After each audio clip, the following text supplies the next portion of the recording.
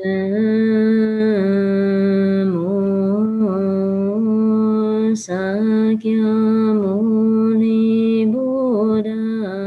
Namo Sakyamuni Buddha. Namo Sakyamuni Buddha.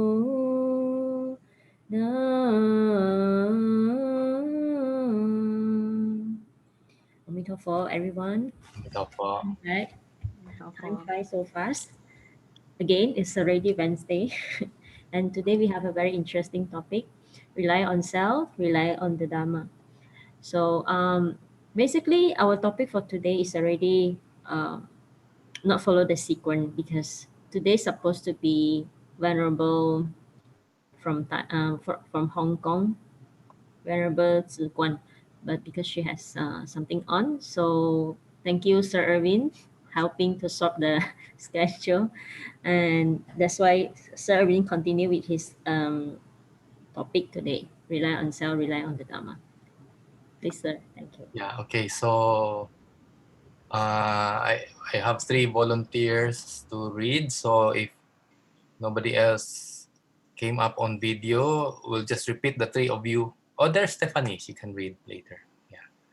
Okay, so we'll just repeat for the others. If we lack readers, you'll know I put a line where you can stop. Okay, so let's start with Leo. Okay, rely on the self, rely on the Dharma.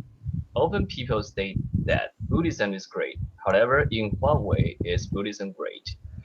Undoubtedly, with a long history, rich cultures, and considerable numbers of followers, Buddhism has become a universal faith.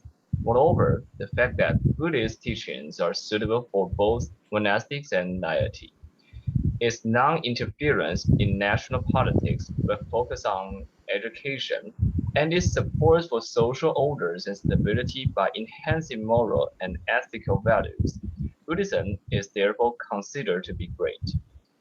However, the true greatness of Buddhism lies in the doctrines.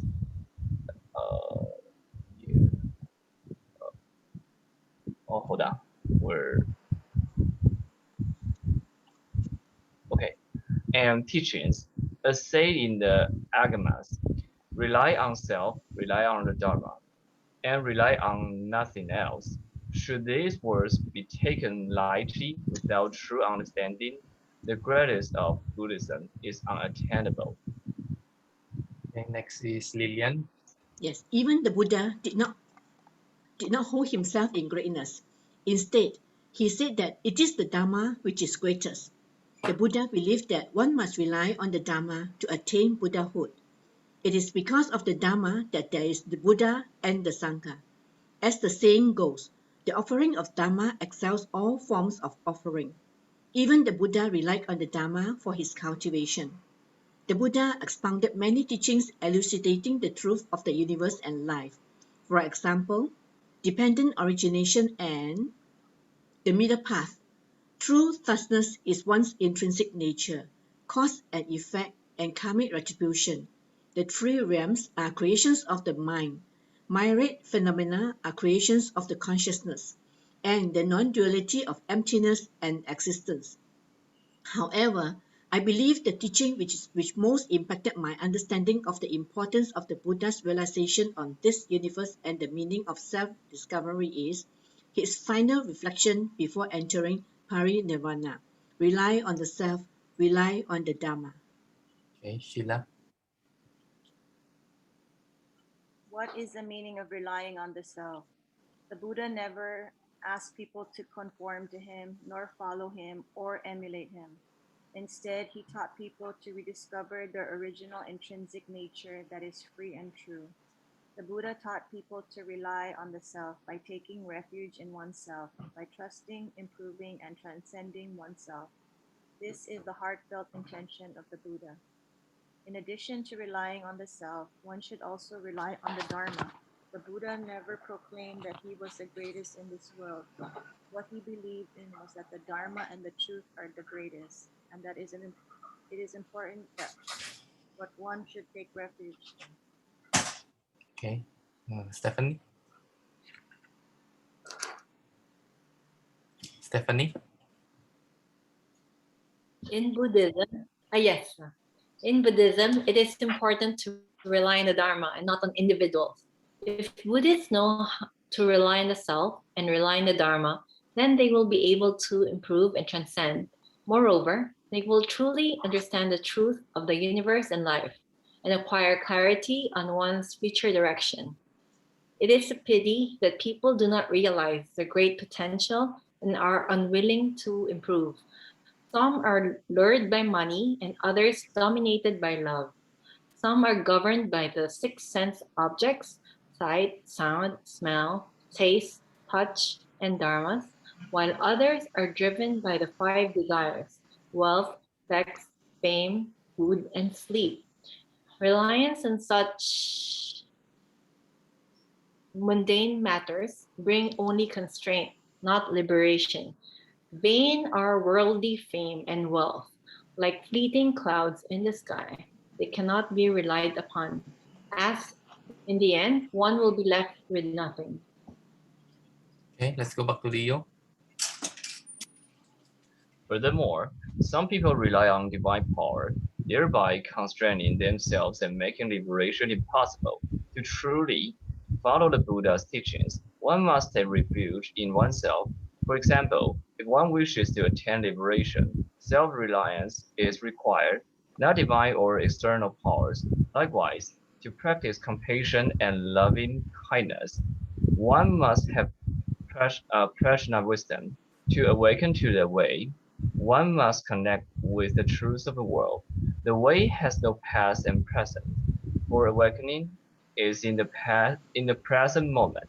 By affirming that one is the Buddha, Dharma, and Sangha, one becomes a paragon of truth, and embodiments of truth, and examples of truth.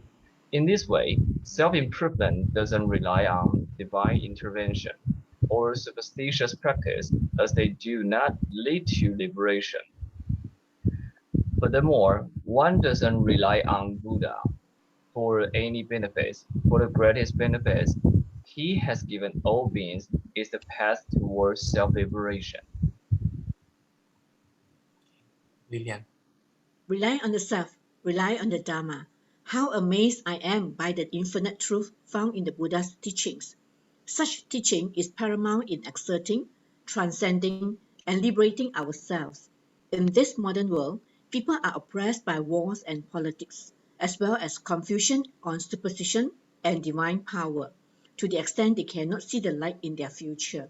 If one can fully understand the importance of rely on the self, rely on the Dharma, and practice accordingly, one will find significant distinctions from other Buddhist truths, such as the law of cause and effect, karma, dependent origination, the middle path, and the inherent self. Okay, thank you everyone. Thank you. Let me prepare my slide.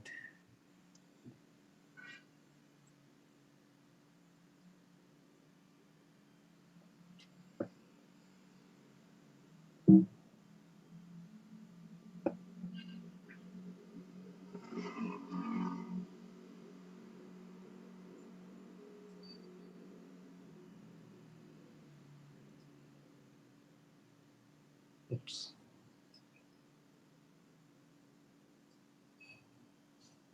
Okay, rely on the self, rely on the Dharma. So we have, as a group in this English study group, we have gone through 42 sessions already or topics. And many of us have been joining this group for a while already.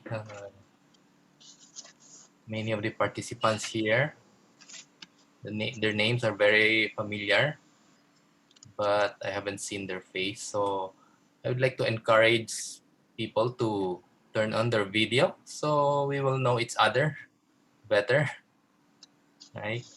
And who knows, we'll see each other on the street, in the mall soon, or maybe in another country, okay? And no need, as I always tell my daughters, as long as you're doing good, no need to be shy, right? Unless you're doing something bad, then it's better to hide. Oh, Paul is excusing himself because he has unstable internet. It's okay, Paul. So also, I would like to encourage people to share, no? So I'll discuss a bit, and then I'd like, because the topic is rely on the self, rely on the Dharma. So I would like to encourage people to try to cite an example where you were able to rely on yourself, especially in relation to what we have learned in our study here from the Dharma. So um, at least share something that you were able to rely on yourself.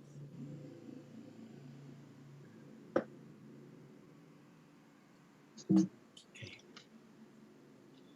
So why practice Buddhism? So Buddhism is universal faith. So the beauty of Buddhism is it does not depend on race, gender. It doesn't depend on the location, doesn't depend on time.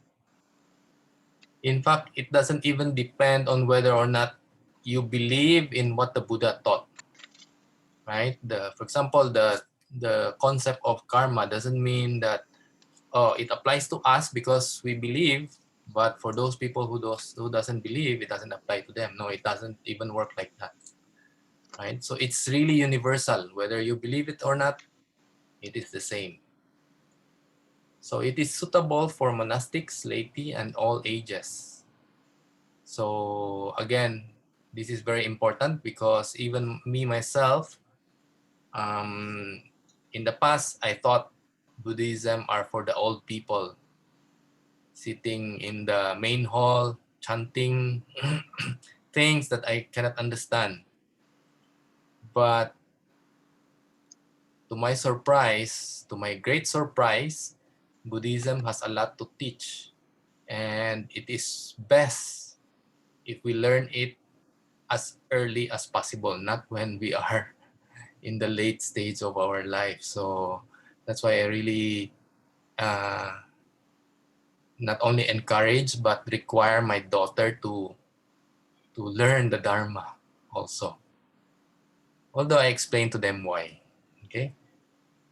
And the why is the next one, enhance moral and ethical values. So this is something very, very important. And not only does it enhance, it has a lot of how to guides. And it has a lot of concepts that will help us attain this better morality and ethics. Okay, so that's the reason that the Dharma is the greatest, right? So the Dharma allows one to attain Buddhahood because without the Dharma, uh, we can still attain it, but it's very, very difficult. But even the Buddha, he attained Buddhahood by himself by understanding the Dharma. So it is also about the Dharma, right? And so the Dharma, because of the Dharma, we have the Buddha, the Sangha, and the practitioners. So because of the Dharma, there is a Buddha, and because of the Dharma, we have the Sangha that helps to propagate the Dharma. And then, of course, we have the practitioners who continue to practice the Dharma. And it excels all forms of offering. Again, if we offer material things, money, it won't be long and these will be gone, right? So currently, Sheila is leading a compassion pantry at the temple. They're doing it every Tuesday and Friday. Why? Because whatever we give them, chances are we give them on Tuesday, Wednesday, everything finished. Thursday, nothing to eat, they come back on Friday, right? But if you offer the Dharma, once they learn the Dharma, they can use it over and over again. It will never be gone, not even after this life. So beyond one life, it is still useful. Not only that, no matter how much we give the Dharma, we don't lose it. We, the one giving, still have it, right? So that's why it excels all forms of offering. Okay? And even the Buddha relied on the Dharma. So even Sakyamuni Buddha, he realized the Dharma. He realized it by himself without people teaching him, but he relied on the Dharma. Okay, so we have gone through a lot of topics that enhance our moral and ethical values, and I'm not gonna discuss these in details, as I just point out these things as an example of the different moral and ethical values that we can learn from the Dharma, right? So I think all of these we have gone through already. And these are what I call the how-to instructions from the Dharma. So again, sometimes it's very easy for us to tell people, oh, you should have good morals. But what is good morals? What constitute good morals? So here the Buddha gave us a lot of different topics on how to have better morals and ethics. So aside from that, the Buddhism or the Dharma teaches us a lot of concepts and philosophies. So things like intrinsic nature, karma, cause and effect, mind and consciousness, emptiness. Again, all of these we have gone through. And these are different topics that helps us to explain how and why things happen the way they did, right? So if you understand these concepts, then you see things happening in your life, you'll be able to understand it better. So aside from telling us how, the Dharma explains to us why things happen the way it is. And these things, mind and consciousness and emptiness, helps us to understand and adjust how we think about what happened, right?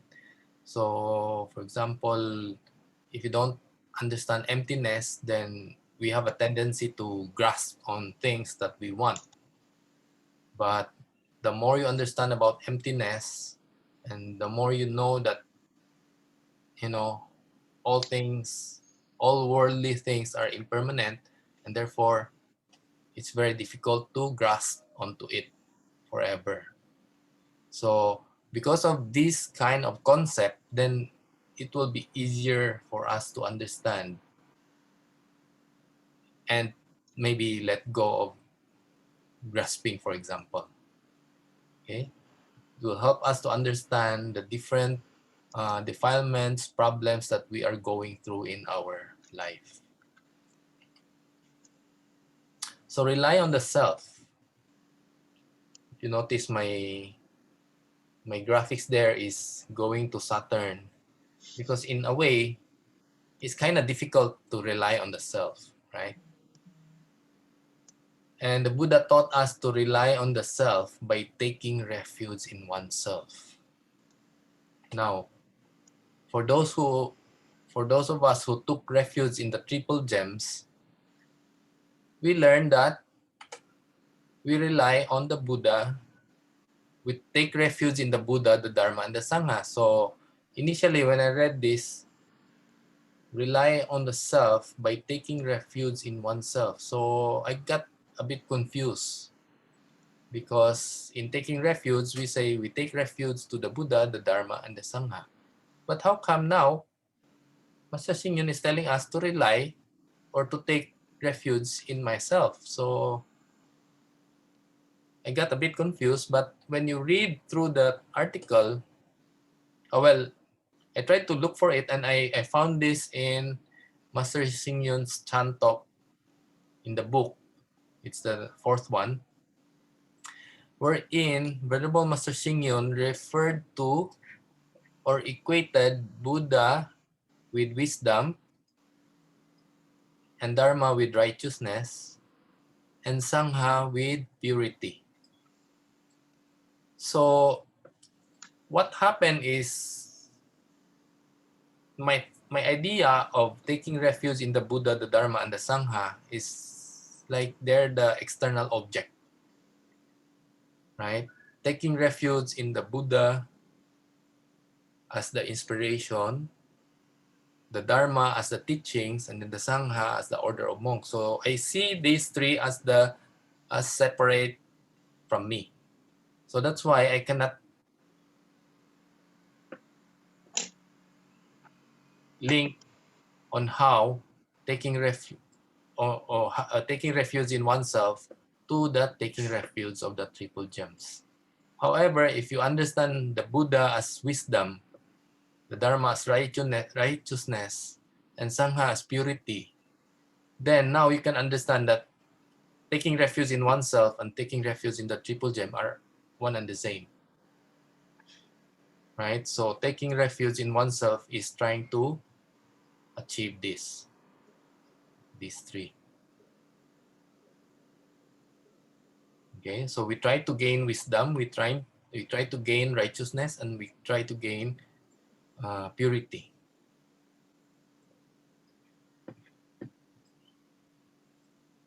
Okay, by trusting and improving and and transcending oneself, trusting that we can do it. So that's very important. Okay, we know it's difficult. That's why my graphics here is going to Saturn, which is difficult. But the Buddha have shown it to us that it can be done. Okay, then we will understand the truth of the universe and life. Okay, and acquire clarity with one's future direction. So this is again very, very important, because many times maybe some people, they have future direction in their life, but it's only this life.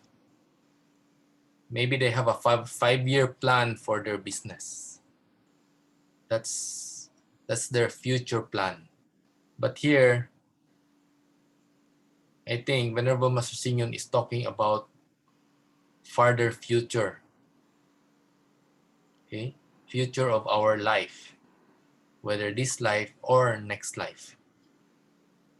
Okay, so if we have clarity, we will be able to better plan our future direction in this life as well as in the future life.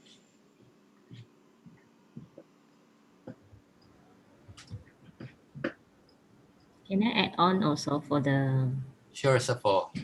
refuge in the triple gem? As we understood, is Buddha, Dharma, and Sangha.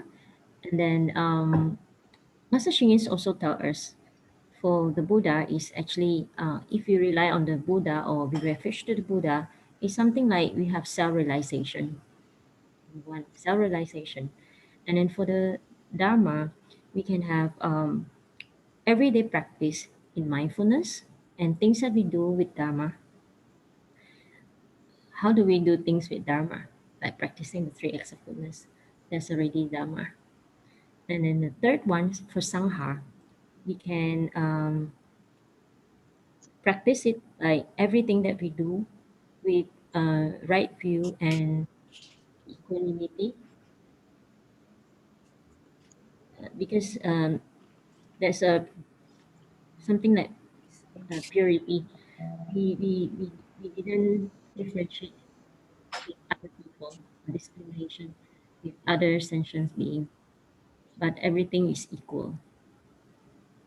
So from there, when I read on this small part of the triple gem, Buddha, Dharma, Sangha, suddenly make me realize that, oh, that is not just a ceremony that we promised, or we say that we want to register ourselves as a Buddhist.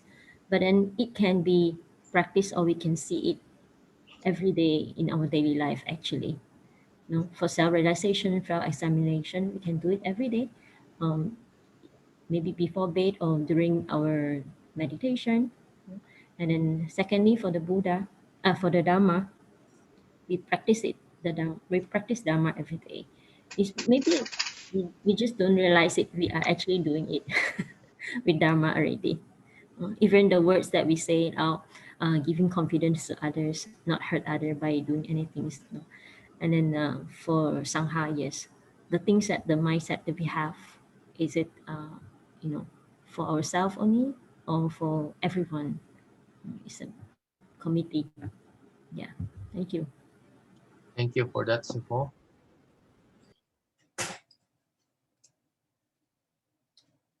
So what keep us from progressing? So in the article, it was also mentioned, for example, an unwillingness to improve.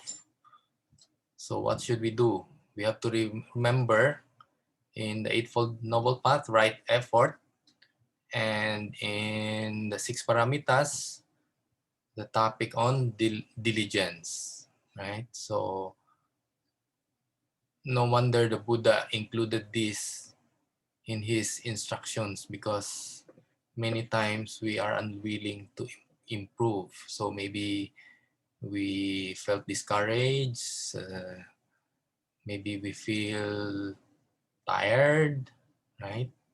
So we have to remember that we have to put in the effort, okay? And many of us are lured by money or love. So we try to learn or understand impermanence and emptiness. And we may be governed by the six senses, all these six senses. It has a lot of grasping. So we learn about the consciousness, and that all these senses are just an object that receives the stimulation. And then the five desires, we, of course, we're not saying that we should remove all of these, right? Because food, for example, we need food, right? Even wealth, for to some extent, we need wealth, and of course, sleep. So we have to practice middle path and learn to understand impermanence, so that we don't try to grasp all of this, and we try to understand the inherent unsatisfactoriness of these worldly desires. And because of lack of understanding of this unsatisfactoriness, it our an enlightened reaction is to want more, instead of understanding that no matter how much you gain, you will never satisfy yourself. Okay, so these are like fleeting clouds in the sky, and they cannot be relied upon, as in the end one will be left with nothing. So if we keep on chasing these things, in the end we will be left with nothing, right? So again, that's very important in terms of knowing that we need to progress. These things doesn't lead to any progress. Yeah, maybe worldly progress in this life, but beyond that, we are left with nothing. Okay. In my research related to this topic, I came across in the Pokongpedia. It's just timing that this is in front page right now. If in learning Buddhism, we only chase after profound spiritual experiences or only request the teacher's instructions to help us avoid trouble, then we have wasted our mental effort. It is no different from watching an athlete train as we sit by on the sidelines. By only watching, we will not become any stronger or more agile. Okay? So what this is trying to tell us is we have to rely on the self for us to progress. We cannot, initially we ask master for instructions, we read, but after that we have to apply. We have to train ourselves as if we are the athlete. So what we learn, we apply it, train ourselves, right? And that way we can improve. Yes, Kim Lim is saying learn by doing. And Master Yolin earlier said that everything we do is actually Dharma, right?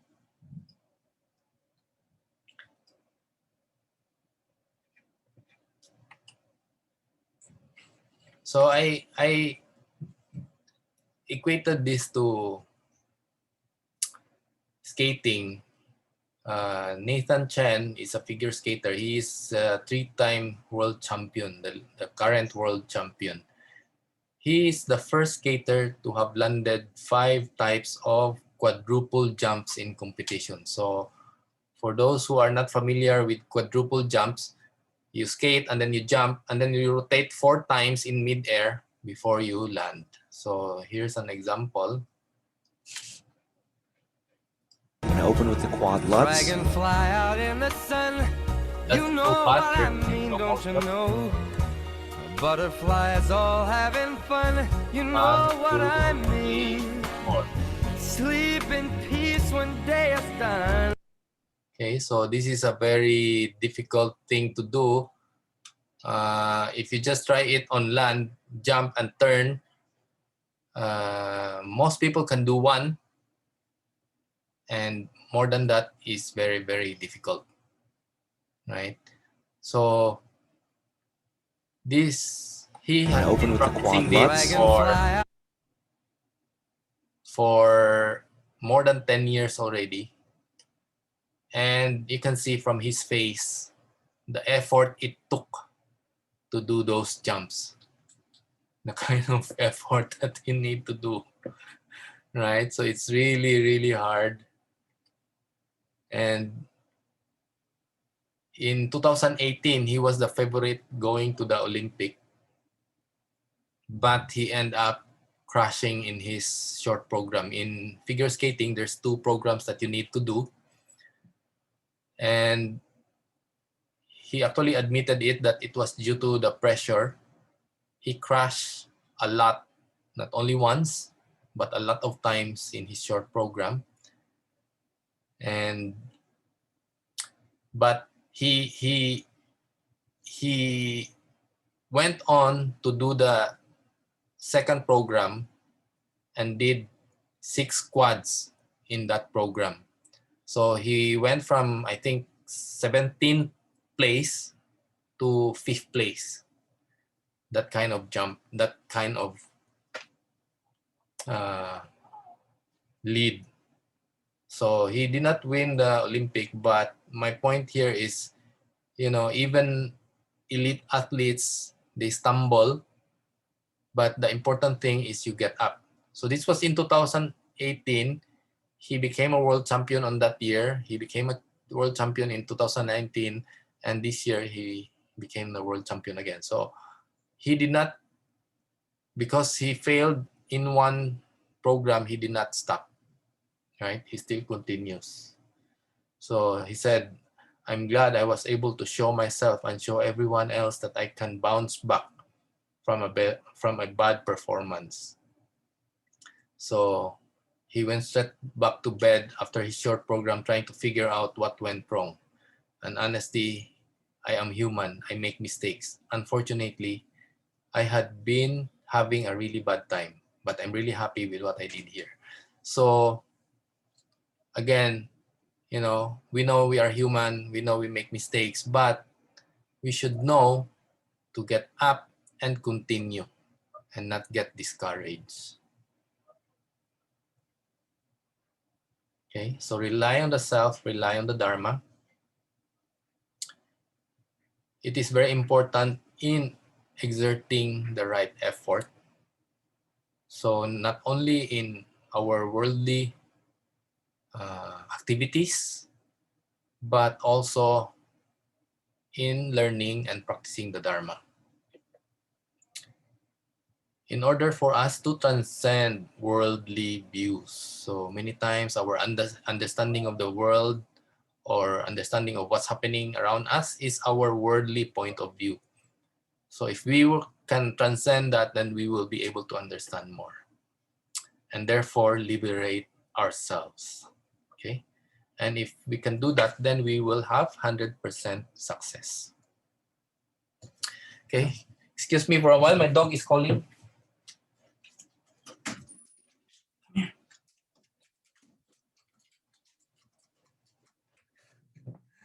My dog keep on calling me to open the door for her. Okay, so I remember a story wherein an accomplished master was looking for a Zen master for a while already, and then finally he was able to meet this Zen master. Then he asked this Zen master, how will I be enlightened? And then the Zen master replied, I have to go and pee. What do you think is the meaning of this story? I'm sure many of you have heard this story. What is the Zen master meant when he said he has to go and pee? Anybody? He has to do it by he has to do it himself. Nobody can do it for him. Yes, remember the master who is trying to look for the teacher is an accomplished master already. But because he is always thinking that somebody needs to teach me, he haven't reached enlightenment because he's looking outside, looking for the teacher. But in reality, he should have relied on himself already, and he will be enlightened, right? So the other side of the story is that as a Zen master, no matter how enlightened you are, you still need to do things yourself, right? It's not like you're enlightened and then you don't need to do things anymore. That's why Master Yolin said, doing things is doing the Dharma, right? There's a Zen saying that before enlightenment, what do? You cook food, you sweep the floor. After enlightenment, what do? You cook food, you sweep the floor, right? Before enlightenment, you cook food. Ay, so tiring, I have to cook. Ay, so dirty, I have to sweep. After enlightenment, you cook happily, you sweep happily, right? Doing the same thing, different point of view, different reaction. Okay. Another story. A horse suddenly came galloping quickly down the road. It seems as though the man had somewhere important to go. Another man was standing alongside the road, shouted, "Where are you going?" And the man on the horse replied, "I don't know, ask the horse." What is the meaning of this story? Anyone? Lead by the horse. What is the horse representing here? Representing what? He is carried, lead by the horse, and he has no mind of himself. Mm-hmm. Is that the one? Yeah, close enough. The Close horse enough? represents our habit. Mm-hmm. So many times we just do our habit without really thinking. And our habit sometimes doesn't lead us anywhere, right? So what this is trying to tell us is we have to know our direction. We cannot let this habit old habit, especially bad habit. There are good habits, right? But, you know, we have to be aware that the good habit is leading us where, and if there is bad habit, make sure we take control. Do not be like this man, letting his horse go wherever it wants to go, right? So then our life is directionless. Okay, so we have to rely on ourselves to lead our life to where it should go.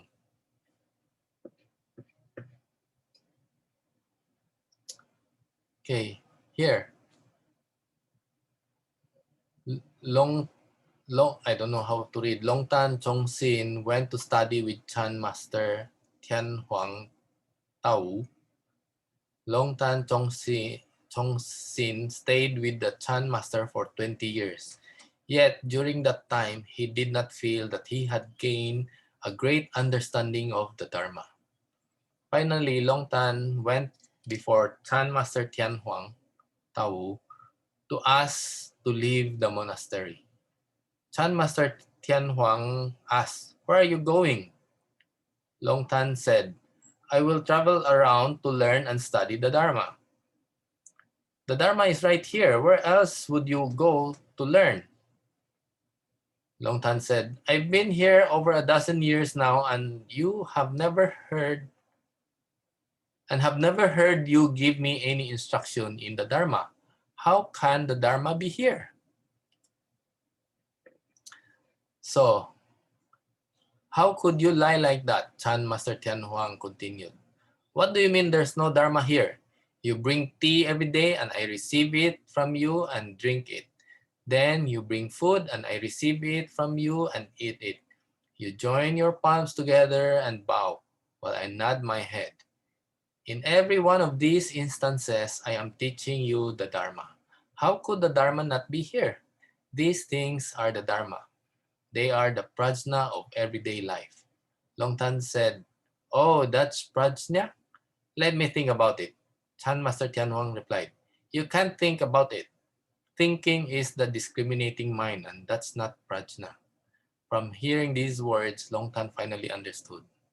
So exactly what Master Yolin told us earlier, in doing our everyday life is the Dharma, right? We learn to see the Dharma in what we are doing. Okay, so I guess Long Tan is maybe impatient, so the master is teaching him patience in this case, right? So again, hopefully some of you can share some examples of where you were able to rely on yourself, especially in relation to what you learned from the Dharma. But before that, I'll share one case in my life. I learned that in karma, there is such a thing as collective karma. So collective karma, meaning people in certain group, is their collective karma is going to affect that group, right? So once I learned that, I realized that in my company, if I'm the only one who is practicing the Dharma, then overall the whole company's karma will be not too good, or maybe directionless, like the horse, right? Because people are not aware of what they should do. So because of that, I because of that understanding, I started to share the Dharma with my staff, my workers. So a few years back, for example, if there's a master who is invited to talk at a temple to give a Dharma talk, especially if it's in English, I would require everyone in my company to come and join the Dharma.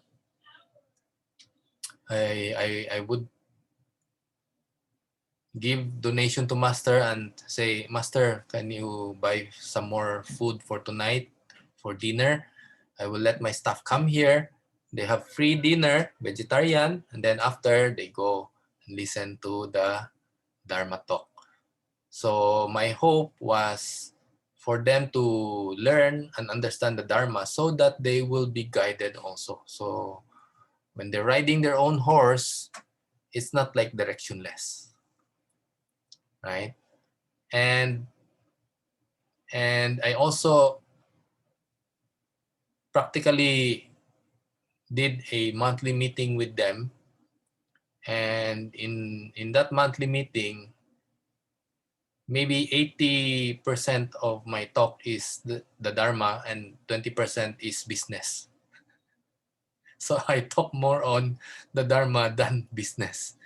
Why? Because I feel that if they understand the Dharma, they would do things better. They will do things well, right? If I talk about business, you have to do this, you have to do that. They still don't understand why they have to do this, why they have to do that. So when I teach them the Dharma, at least it makes them think, oh, that's why I have to do this, because this is not only going to benefit me, but it is going to benefit everyone, and all of us will gain from it. So things like that. So I feel that, you know, because of what I learned from the Dharma, and I'm able to impart it to my people, I feel like it's easier for me to run my company. And especially like now, pandemic, and my wife still doesn't want me to go out. So I'm running my company offline from my house. And it, you know, they understand why they have to do things well, especially in these difficult times. So I don't need to be always there and watching all their little moves in order for my company to run well. So I guess that helped me and help them also. Okay. And I think that's all for my presentation. So that's why I said some of you might want to share your own experience. Anyone wants to start? Or you might have questions. You can always, we have Master Yolin here who can always help us.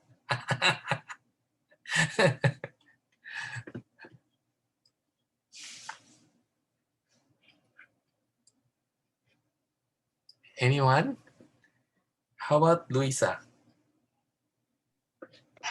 Hello, Xiang, everyone.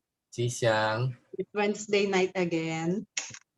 Speaking of relying ourselves, I believe that, for example, happiness, we have to rely on ourselves for happiness, not rely on other things to make us happy. That would be more profound, and it is more, let's say, when you rely on outside, let's say you need to have, oh, I have to have this kind of house, I have to be able to buy this kind of car or anything that your dream that you have.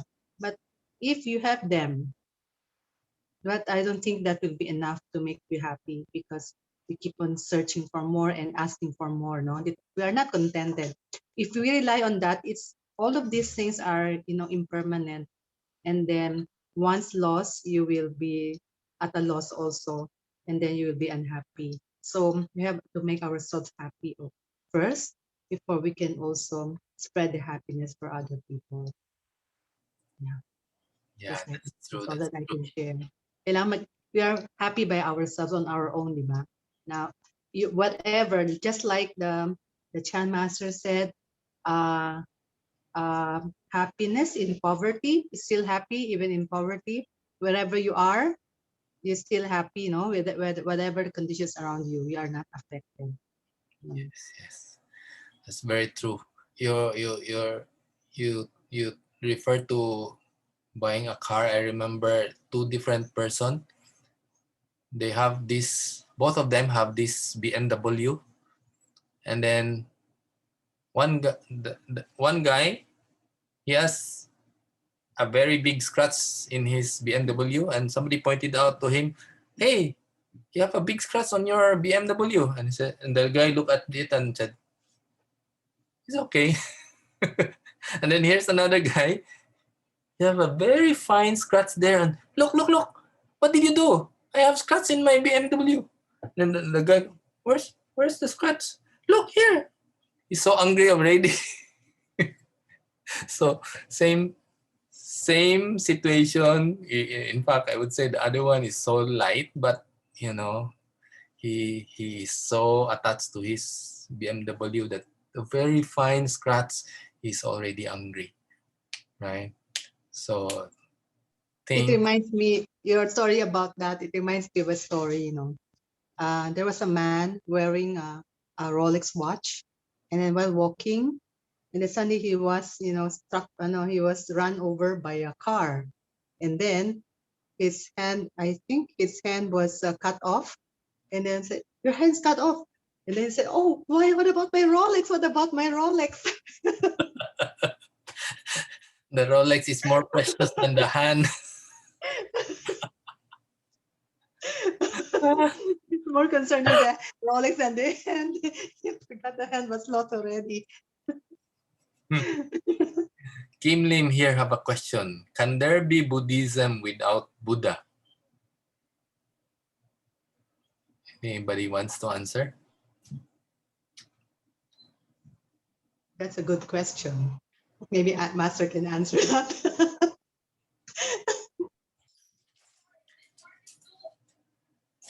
I would say if you're talking about Buddhism as a religion, maybe not. But if you're talking about more like the Dharma, I would say yes. Because remember, the Dharma doesn't have to wait for a Buddha. That's why there are people who doesn't practice Buddhism, but if you look at them, their actions are really good Dharma, right? They are doing good deeds without knowing the Dharma per se.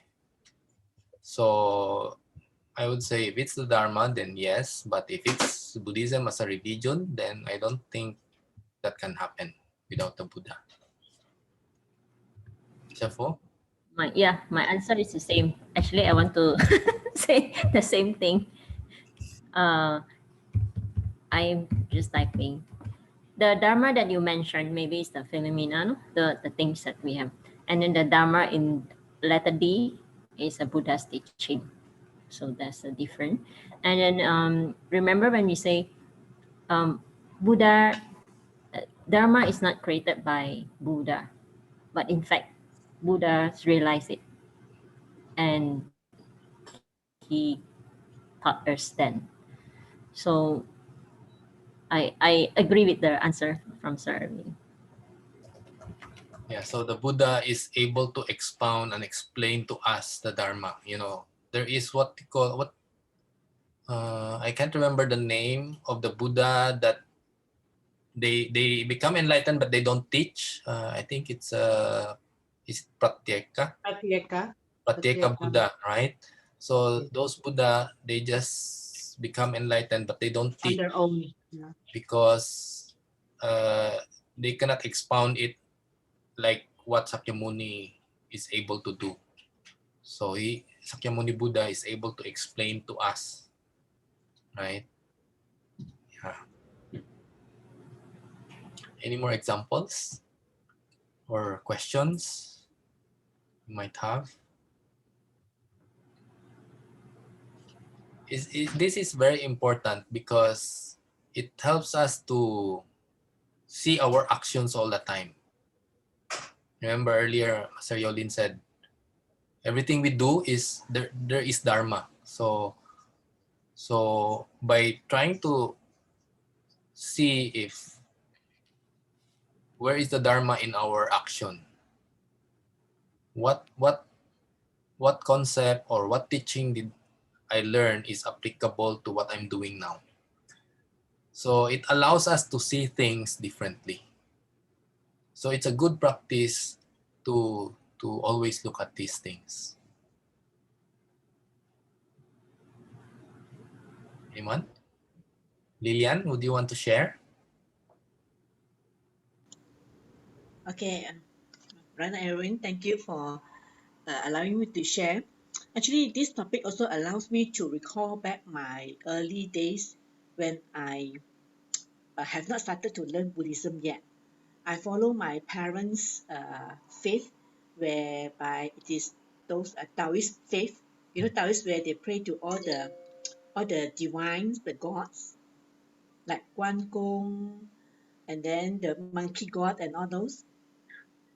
And then after I married, I also continued to follow my husband into that faith. So every first and the 15th, we will go to the temple. So it went on for many years, about 10 years like that.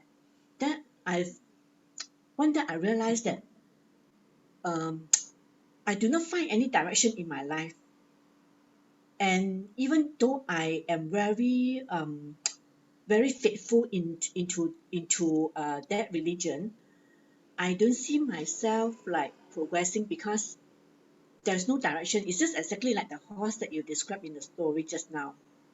So when I shifted to this place in Petaling Jaya here now, I started to search. And one day, one of my friends told me that, hey, there's a Buddhist temple nearby. I was so happy. I started to go and, the time no ways, no with GPS. I think it took me a few weeks to look for the temple for Hongsan in SS3 PJ. The moment when I found that temple and when I stepped inside the temple, I feel so like I have a very funny feeling that this is this is where I want. This is where I want. I'm looking for. When I saw the golden statue of Bodhisattva there, and I've started to feel like I have really found my spiritual home. Then slowly, as I started to learn more, attend the weekly cultivation, and then slowly go into sutra practice and studies, I realized that uh, in Buddhism, we learn a lot about relying on our own self and comparing to those days when I just go to the temple, we just leave it to the person, you know, the person who takes charge of the temple. He will goes into a trance, and then all the devotees will come, and then he will like give up the talisman, and then everyone feels to be so happy and comfortable just to take back, but there is no purpose or meaning in that. Whereas when I come into Buddhism and when I learn about all the Dharma, I realize I've learned a lot of things, and my perspective and my perceptions in life also changes. And it was also because when I started to learn Buddhism, when my son suddenly passed away in an accident, I did not know why suddenly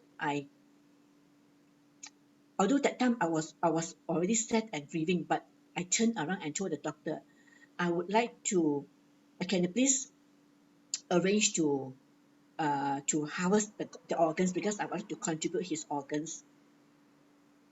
And then after that, I do not know why I made that decision, but the only thing I realized is that uh, I am not thinking about the self. I am thinking of others because when I look at him, I say, I do not want you to go in vain. I want you to have something to leave behind as a legacy to benefit others. So at that point of time, even my husband, my mother, and some of the relatives, they were surprised why I did that. I said at that time the only thought I have in mind is how to help him to accumulate merits for his future life. That was my only thought. And I am very glad that I have learned that um, I also I'm thankful that it is through the learning of Buddhism that allows me to have this kind of compassion and also the thought of contributing to others, to benefit others. Yeah, just my sharing. Very nice. I learned also in Buddhism that uh, donating one's body is one of the higher form of offering. I think that's just one step below the offering of the Dharma, right? And your story about the Taoism is also, I went through that kind of experience also because my mom used to go to these places. The what you're talking about, somebody going into trance. I've seen that also.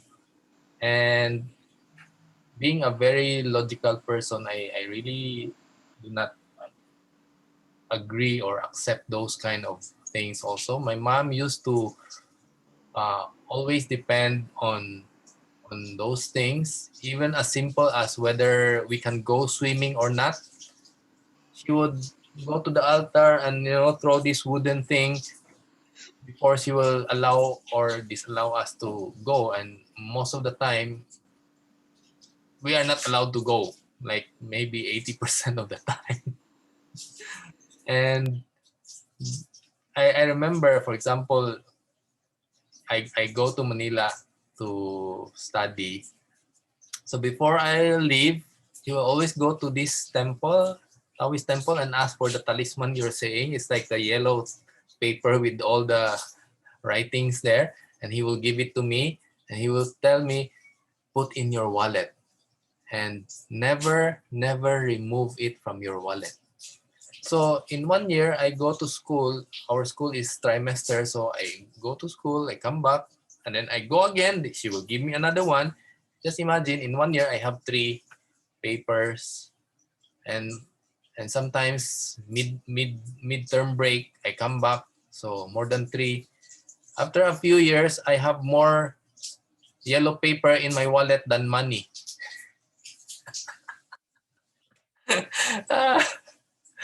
So, and then I cannot throw it out because she keep on telling me, do not throw it away. So what do? I have more yellow paper than money. So what I did is I did not throw it out, but I changed wallet. So it's still Yes, in the old wallet. yeah, there were a lot of superstitions attached to those kind of faith. Yeah. So Change to a bigger wallet, did you? Did you change to a bigger the wallet? unfortunate thing there is that when my mom started going to Chuon Temple, and she started telling us that, oh, this is the real Buddhism, this is the real thing, nobody would believe her anymore. When she asked me to go to the temple and listen to the master, we don't want to believe her anymore. So that's the reason why we never went with her to the temple. So it was only later when she passed away, that's when I started to things started to open up in my mind. Yeah. So that's part of my life story also. Anyone else? We still have a lot of time. Sheila, you have anything else to share? Hi, good evening, everyone. I think being a Chinese Filipino, um, it's part of our, I think, culture to have those kind of superstitions, because I also grew up with those kind of superstitions. And then when I got married, I found my mother-in-law was even more had even more superstitions than my mom. And before, not knowing the Dharma, I would really fall for what she would say. Like if somebody had just passed away, if if somebody had died in their family, they were not allowed to be invited to any weddings or something like that, or they couldn't go to somebody's house. And then if you had gone to somebody's house despite having like somebody pass away in your family, people would say, "You're why are you bringing bad luck into our house?" But then, as we realize when we studied the Dharma, death is a part of life. Nobody can avoid it. So why would people, put that against you when it's part of life? It's not your fault that, somebody had passed away in your family. So why couldn't you be a part of like happy occasions that other people celebrated?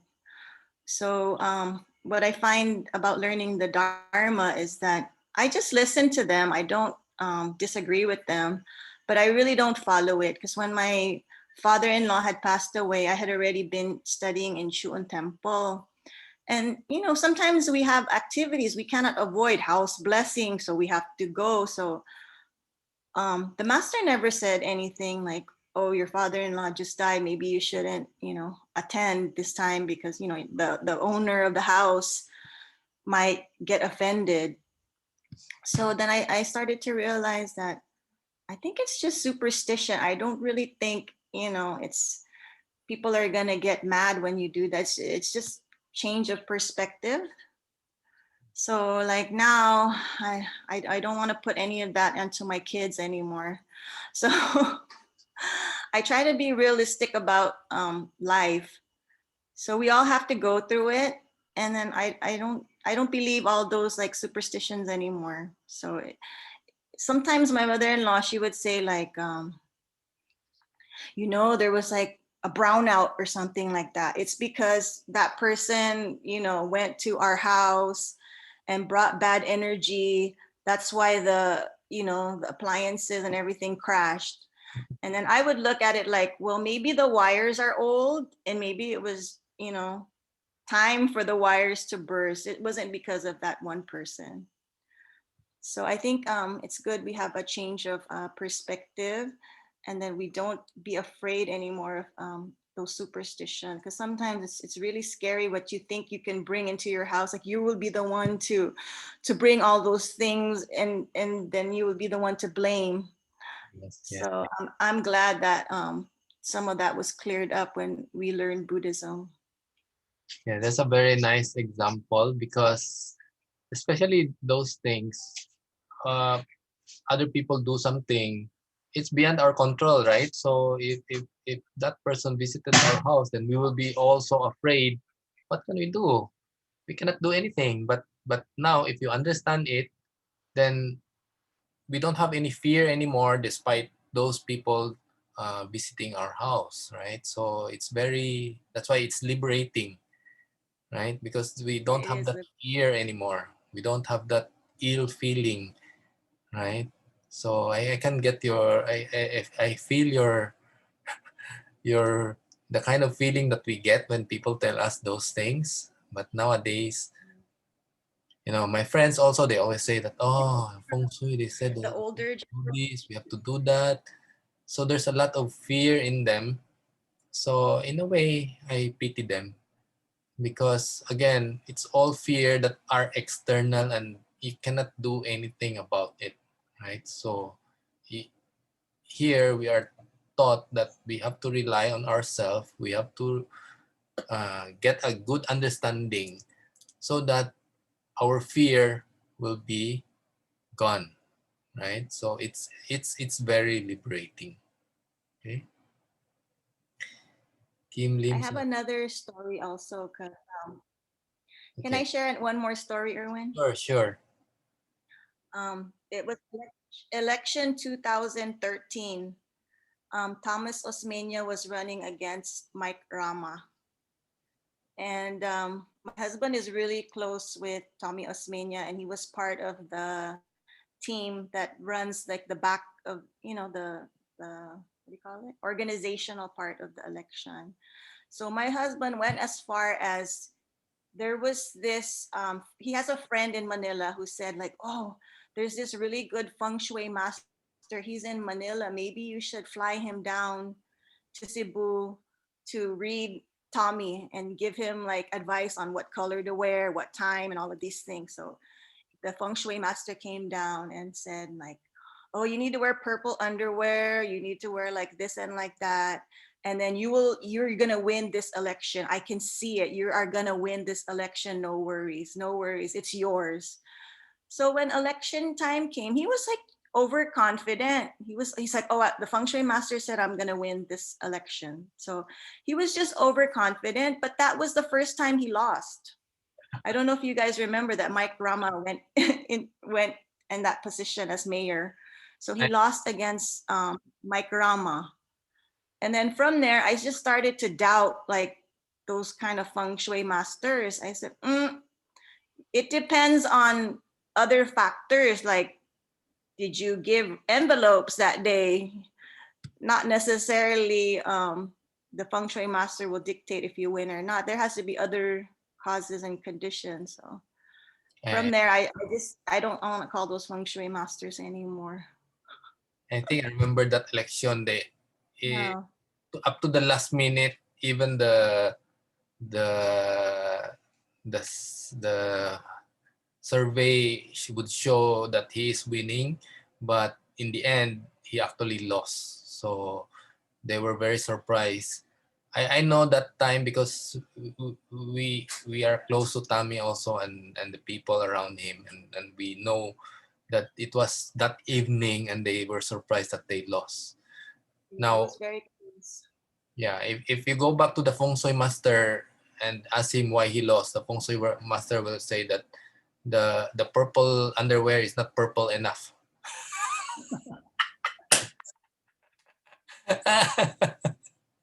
I forgot the excuse that he used.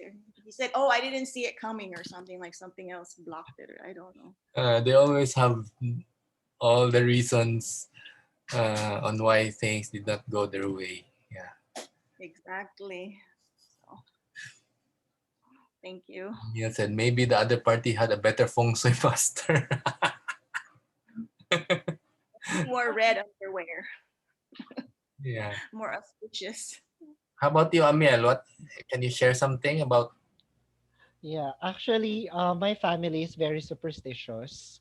Yeah, especially that the generation before my generation is already very old, like 70 plus years old, 80 plus years old. My mom is 70. How old is my mom? 73. My mom is 73, and her brothers and sisters are of the same age bracket also. So we were really superstitious. For example, we cannot cut our nails at night because if we cut our nails at night, somebody will die.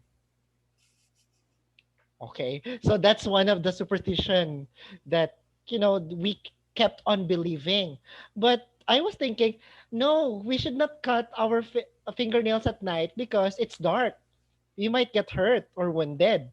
Then one more, um, you cannot put the television facing the window of outside the house, facing outside the house. And I was like, why? They just said it's unlucky. Okay, so I realized that maybe the logical explanation is that your neighbors who doesn't have TV will watch outside. Yep, so I think that will happen. And then there's another belief. My mom said, oh, don't, okay, if you will construct a house, don't put the stairs directly to the door. And then again, I said, like, why? It's like, okay, it's uncomfortable, really inconvenient. But I think the logical explanation there is if you trip down the stairs, if you fall down and the door is open, you'll go outside directly. So it's unlucky to really have the stairs and the door facing or connected to each other.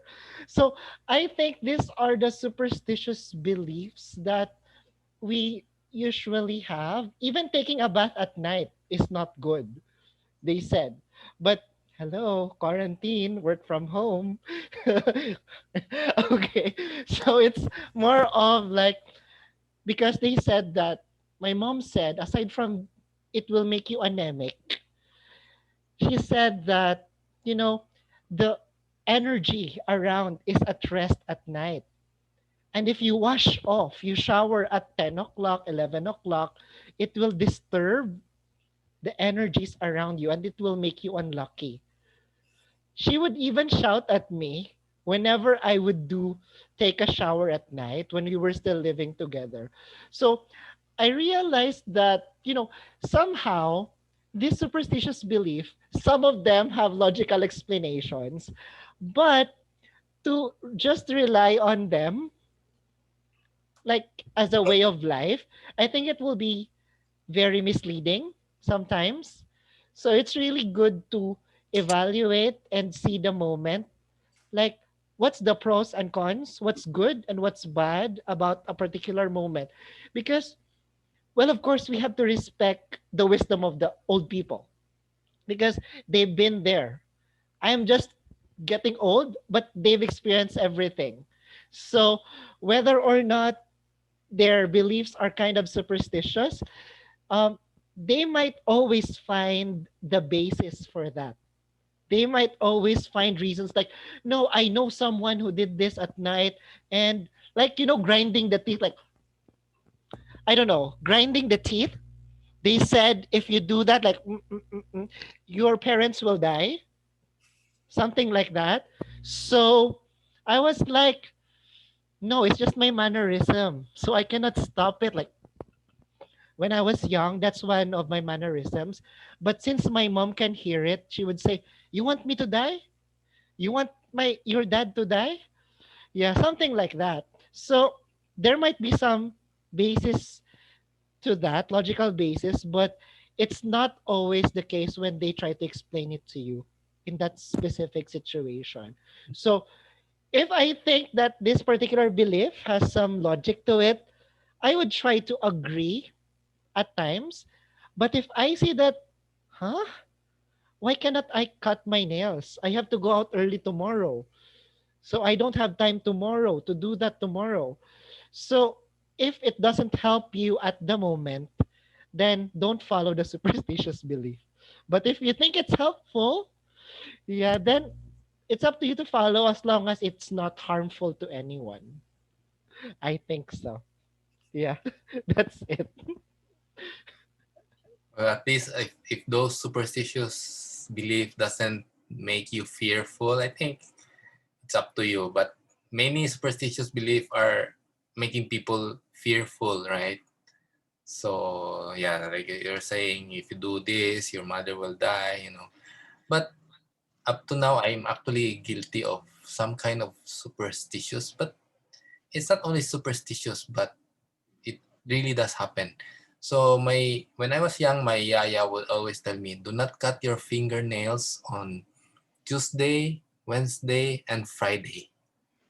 You can only cut on Monday, Thursday, Saturday, and Sunday.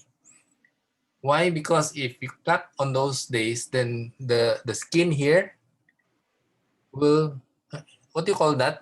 Will open, and it's so it Fill out. Fill up. yeah, whatever that is, not in the cuticle, but here, somewhere here. Yeah. And it really hurts. And it does happen to me if I cut within those days. So I don't cut fingernails on Tuesday, Wednesday, and Friday. So my wife would tell me, I thought you study Buddhism, no more superstition.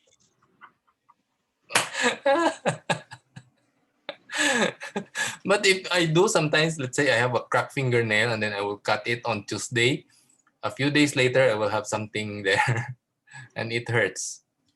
Yeah, the skin will peel and it hurts. So I never. And then maybe to remove the curse, you have to chant the tapecho muna before you cut. Oh, I'll try that for next time if I really need to cut. Hopefully one tapecho will do. Just joking. Okay. Anyone wants to share? Hello, Qishang. Hey, Kangxi. Hello, everybody. My name is Kangxi, Yolin Farsha Qishang, Erwin Sheshong Qishang, Yeah. fellow practitioner, devotees, bodhisattva. Good evening to everyone. First, I was I was so guilty when you started because I was one of the member here that is not turning on the webcam. I'm so sorry for that. Actually, every time I attend the Dharma class, I am so happy because I really want to focus on the topic, the sharings, which is really an inspiration for me and it helps me a lot. First, I would like to apologize for not turning my webcam on because actually this is a company property and I don't have my own computer when I transfer to my unit and I only have my cell phone. But then using cell phone in Zoom, it really is very, hassle on my part because I cannot read, the small font. And when you share the screen, it's so hard for me to follow. So it is not really that I am shy showing myself, but then the reason is I've already told you I'm still working on this. I hope my manager would allow me to, because we are prohibited to use computer at home because they would detect that I'm plugging some device which is not really, they can detect it, the admin and the IT. So I'm just careful enough because I was already caught before. And so, if you will notice, you will only see my name, but then I participate. I'm so happy to. Actually, I can see all of your faces. It's so unfair that you cannot see my face. But then, Open donation, open I. donation. Just open donation to have Kasi buy new Yeah, laptop yeah. on your phone. We thank you for that. No, no. Maybe I can work this up with my manager. You see, because our reading class is on the weekdays, so they can detect it. But then on Saturday and Sunday, they don't mind. That's why I can use my webcam. If we have meetings in the temple or with the youth, I can open my webcam because that is weekend, Saturday and Sunday. But anyway, moving forward, the most important thing here is that I learned so much from the Dharma class, this reading class week, every Wednesday. And sometimes because of the topic right now, of course, I rely on myself to listen to the Dharma. I see to it that on Wednesday, even though you don't see my face, I'm here, I'm listening. But really, it's unfair for you because you cannot see my face and I can see your face. Anyway, I'm more focused on the topic you're sharing. It is really full of very inspirational and it really gives me, you know, uh, additional wisdom and compassion. And with the topic every week, Wednesday, um, it's really helpful. I have these inputs and I can improve myself more. So sorry guys that I cannot turn on my webcam. Anyway, I hope I hope my manager would allow me to use this webcam because even in the office we don't use webcam. It's only when they say that okay, turn on your webcam for our Zoom meeting or training. That's the time we can only use the webcam and every Saturday and Sunday only. Okay, thank you very much, fellow Welcome, Bodhisattvas. welcome. Yeah, it's okay. If you want to see Kang Si's face, then please Saturday because he's going to sing for us. Ah, hey, you joined the Buddha event this coming Saturday. This Saturday, 8 to 9:30. Yes, 8 to My 9:30. Manila's second chapter is going to celebrate Buddha's birthday. So they It's have Saturday, so I can turn on my webcam. Thank you. so basically they're going to do like a concert type. So this Manila chapter, they been inviting few people or groups to sing it over. So they will have the celebration online. Please join us. I will just send the link to our group chat also. Okay, so for any last words about tonight's topic? Uh, I think this is a very interesting topic, like especially when we discuss about those days when we were young and then follow our family members. I think not just Philippines, Chinese practice that. I think the whole Asian Chinese are practicing the Agree. same thing. Agree. So I remember when I was in Chuon Temple, just alone there in Cebu. And sometimes Master Yongling will also be there. So when we have like prayer for that, when we go to a palo, like going to pray for the dead. So one day I just purposely stand in front of the doorway, and then Master Yongling asked me, "What happened? Why?" I say, "No, I cannot. I cannot enter because they say the if we have a monkey, we have a years of the animals, and then you say, oh, the monkey cannot go. The years of the monkey cannot go inside. So I say I cannot enter. So you have to be alone to do the prayer for their dead. But of course, this is only joke among both of us. But I still have to enter diba, because I have to do the prayer for the family. And then evening time, morning I do the prayer for the dead. Evening we have to attend a wedding, or we attend a birthday celebration of our devotee, 80 years old or 90 years old, and then we do the prayer also for them. So if we agree that we are Buddhists and we know that the causes and condition, we do not blame anything, like you know um, because of the belief that we just cannot explain. So yeah, here every day is a good day in Buddhist, and everything is good if you have the good intention of doing that.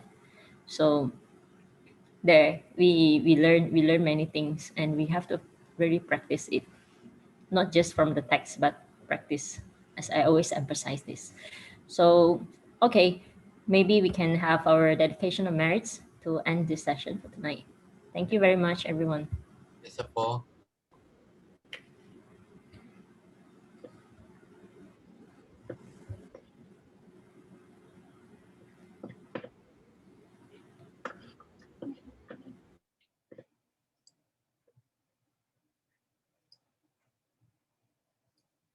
Palms join.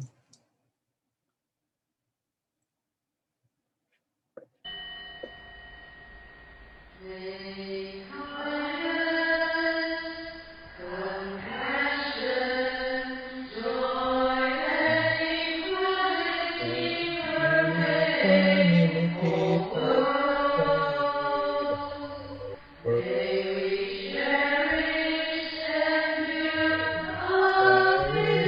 ideal affinity, balancing all being.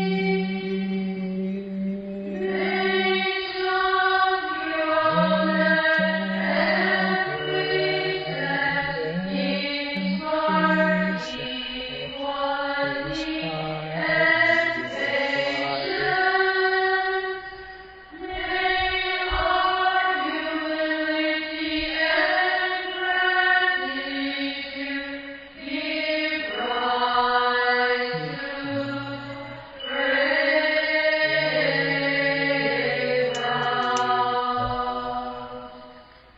Thank you very much. Picture, turn on your video.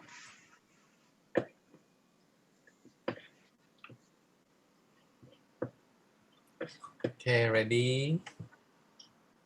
1, 2, 3. Okay, lotus flower. 1, 2, 3. Thank you very much, everyone. Thank you, Venerable. Thank you, Share. Arifat. Thank you, Thank Brother. you, Master Yodin. Thank you so much. Good evening. Bye Okay, bye. bye. Good night. Everyone stay safe, yeah?